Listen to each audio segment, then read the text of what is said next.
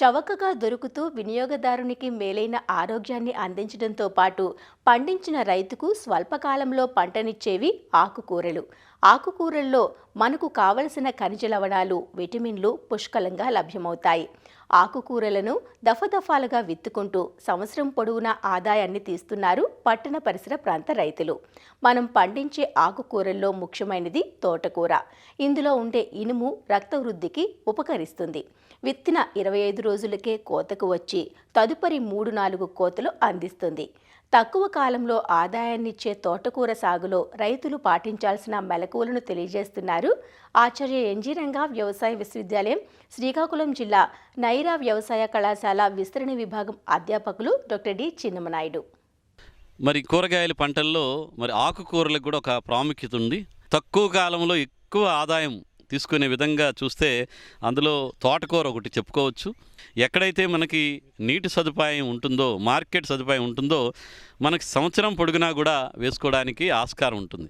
అది దీనికి కూడా వర్షాకాలంలో వేస్తున్నాం కాబట్టి ఇసుక గరప నేలలు అయితే చాలా బాగుంటాయి. ఉదయాన్ని చూసుక 6 నుంచి 7 మధ్య అంటే తటస్థ భూములు, నీరు నిలవనటువంటి నేలలన్నీ కూడా ఈ తోటకూర పంటకి మనకి అనుకూలంగా ఉంటాయి.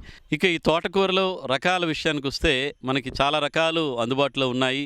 ఈ విశ్వవిద్యాలయం నుంచి కూడా విడుదలైనటువంటి రకాలు ఉన్నాయి. అది RSA1 అని చెప్పేసి ఒక రకం ఉంటుంది. ఆకులు కూడా, కాండం కూడా మృదువుగా ఉండడం వల్ల మనకి తినడానికి కూడా బాగా అనుకూలంగా ఉంటుంది. మరి ఎకరా విస్తీర్ణం కనుక అంచనా వేసుకుంటే 6 నుంచి 7 టన్నుల వరకు కూడా మనకి దిగుబడి వస్తుంది. అదేవిధంగా CO1 అని చెప్పేసి ఇంకొక రకం ఉంటుంది. ఇది కూడా మనకి కాండం కొంచెం లావుగా ఉండి కండ కలిగినట్టు ఉంటుంది. ఇది కూడా మనకి చూసుకుంటే 3 నుంచి 3.5 టన్నుల వరకు కూడా దిగుబడి వస్తుంది. ఇది కోత 25 నుంచి 30 రోజుల్లోనే మనకి కోతకు వస్తుంది కాబట్టి ఈ రకం కూడా మనం వేసుకోవచ్చు. అదేవిధంగా CO2 అని చెప్పేసి కోయంబత్తూరు 2 అంటాము. ఈ రకాన్ని కూడా వేసుకోవచ్చు. ఇవి ఆకులు ముదురాకు పచ్చగా ఉంటాయి, కాండం కొంచెం లేతగాను మృదువుగా ఉంటుంది. ఇది కూడా 30 రోజుల్లో కోతకు వస్తుంది కాబట్టి ఇది దిగుబడి పరంగా చూస్తే 4 నుంచి 5 టన్నుల వరకు కూడా దిగుబడి వస్తుంది. ఇలాంటి రకాలు చాలా రకాలు అందుబాటులో ఉన్నాయి. అదేవిధంగా రైతు స్థాయిలో లోకల్ రకాలు కూడా ఉన్నాయి. కాబట్టి రైతులకి ఏవి మనకి అందుబాటులో ఉంటాయో ఆ ప్రాంతం నుండి మార్కెట్ని బట్టి, రైతుల ప్రిఫరెన్స్ని బట్టి ఆ రకాలను మనం వేసుకోవచ్చు. విత్తన మోతాదు విషయానికి వస్తే 2 కిలోల వరకు కూడా మనకి అవసరం ఉంటాయి. లైన్లో కనుక వేసుకోగలిగితే చిన్న గుంటకో గొర్రెతో గీతలు తీసుకొని 2 కిలోల విత్తనానికి ఇసుక కలిపి ఆ వరుసల్లో కనుక వేస్తే వరుసకి మధ్యలో ఒక 20 సెంటీమీటర్లు దూరం వచ్చే విధంగా కనుక మనం విత్తుకుంటే కనుక మనకి తోటకూర కూడా ఆరోగ్యకరంగా పెరగడానికి ఆస్కారం ఉంటుంది. మరి కూరగాయల పంటలు కాబట్టి వీలైనంత వరకు ఎక్కువ సేంద్రియ ఎరువు వాడటం అనేది మంచిది. అదేవిధంగా పెరుగుదల కోసం మనకి ఈ సూటి ఎరువులైనటువంటి నత్రజని, భాస్వరం, పొటాష్ అయితే మనకి 20 కిలోల నత్రజని, 20 కిలోల భాస్వరం, 20 కిలోల పొటాష్ అవసరం ఉంటాయి. వీటిని ఈ 3 ఎరువులను కూడా ఏంటంటే మనం చివరి దుక్కులోనే బాగా కలిపేయాలి. ఎందుకంటే మన కోత అంతా కూడా 30 రోజుల్లోనే మనకి అయిపోతుంది కాబట్టి ఆ విధంగా వేయటం.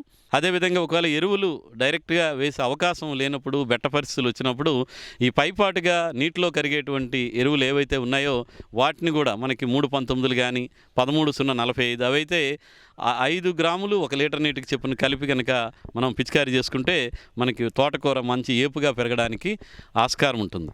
అదేవిధంగా నీటి యాజమాన్యం ఏంటంటే భూమిలో తేమను బట్టి మనం చేసుకోవాలి. వర్షాకాలం కాబట్టి వర్షాలు పడేటప్పుడు నీరు అవసరం ఉండదు.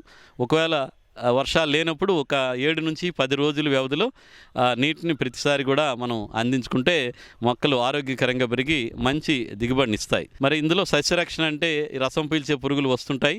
మరి తక్కువ కాలంలోనే కోతకు వస్తాం కాబట్టి వీలైనంత వరకు ఈ రసం పీల్చే పురుగుల నివారణ కోసం ఈ వేప కషాయం కానీ, వేప నూనెని కానీ ప్రతి వారం రోజుల వ్యవధిలో 2 దఫాలుగా కనుక మనం పిచికారీ చేసుకుంటే మరి తినే వాళ్ళకి కూడా ఆరోగ్యకరంగా ఉంటుంది. కాబట్టి రైతులు సస్యరక్షణలో కొన్ని జాగ్రత్తలు తీసుకోవడం. ఇందులో ఆకు గోకి తినే పురుగు ఒకటి, అదేవిధంగా తెల్ల మచ్చ తెగులు ఇలాంటివి కూడా వచ్చేటువంటి అవకాశం ఉంటుంది. కాబట్టి మనం కాపర్ ఆక్సీ క్లోరైడ్ అయినటువంటి మందుని మనకు 3 గ్రాములు, లేదంటే మ్యాంకోజబ్ అనేటువంటి మందు అయితే కనుక 2.5 గ్రాములు వీటిని తెగులు ఏదైతే కనిపిస్తుందో దానికి మనం పిచికారీ చేసుకోవాలి. అదేవిధంగా ఆకులు తినేటువంటి, గోకు తినేటువంటి పురుగులు అప్పుడప్పుడు కనిపిస్తాయి.